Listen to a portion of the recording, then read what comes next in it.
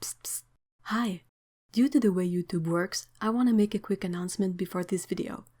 If you like this video, please consider hitting the like button or leaving a small comment. It really helps. If you feel like helping even more, you can check my Patreon or Ko-fi accounts. All the links are in the description box. Thank you!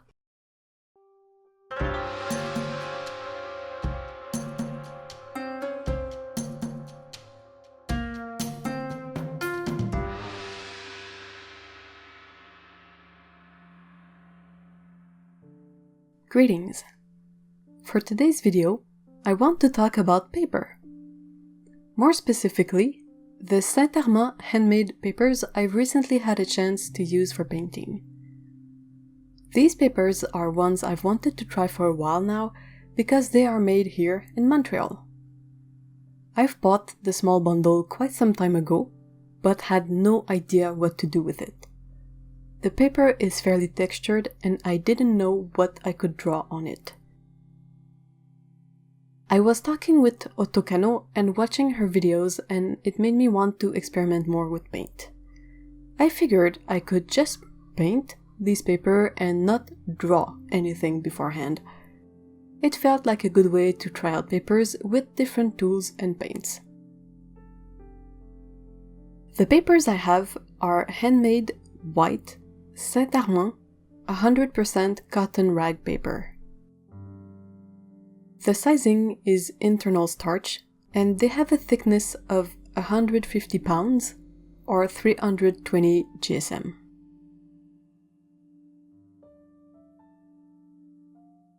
On the company's website, it says that this paper is recommended for watercolor, acrylic, ink, embossing, and intaglio.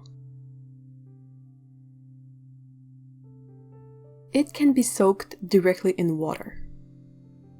My small sheets measure 4 by 5 inches or 10.5 by 13 centimeters. On the papers, I used all sorts of paints and tools. I used paints by Daniel Smith, mostly my Primatech pans, that have sat there untouched for a little while. I've also experimented with masking fluids from various brands, fabrics and gauzes, and special effects paints. Some of the mini paintings even have gold leaf on them. I also decided to use a brush I hadn't touched in a while, an Escoda Versatile Rigger in size 10. Not featured is the painter's tape I use to keep the edges clean and white.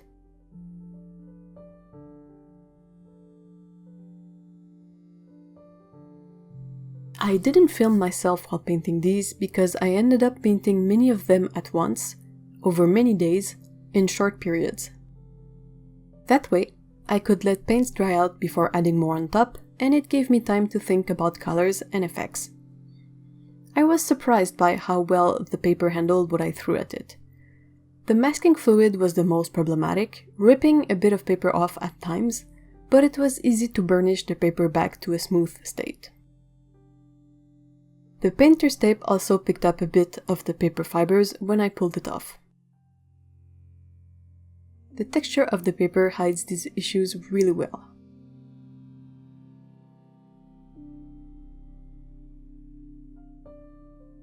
I used very granulating, non-granulating, opaque and transparent colors, special effects watercolor paints, and everything took well, and layered well. The gold leafing I added on some of these was also really easy to do. I tried a bit of lifting on one of the pieces, but the paper truly wasn't behaving well with that, so I didn't push it.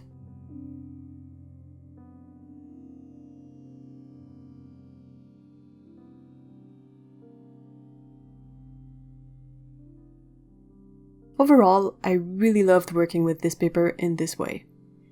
It made for interesting little pieces that give all the spotlight to the paint and colors. The paper, in this case, is an ideal support to make the paints look amazing. The texture is nicely balanced and pleasing to the eye. The paper is also a lot of fun to the touch. I'm really happy to be able to call this a local product. It's excellent.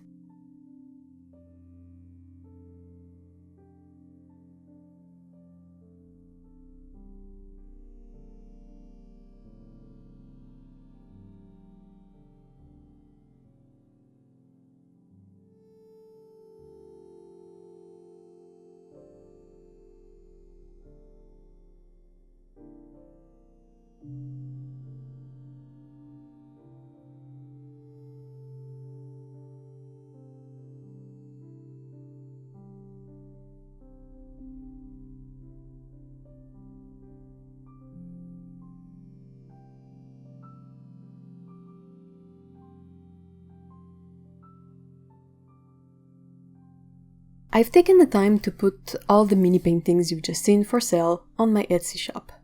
I cannot possibly give all of them a good home here, so if any has struck your fancy, you can go grab it over there. The link will be in the description box below. Thank you very much for watching, and take care. Bye bye.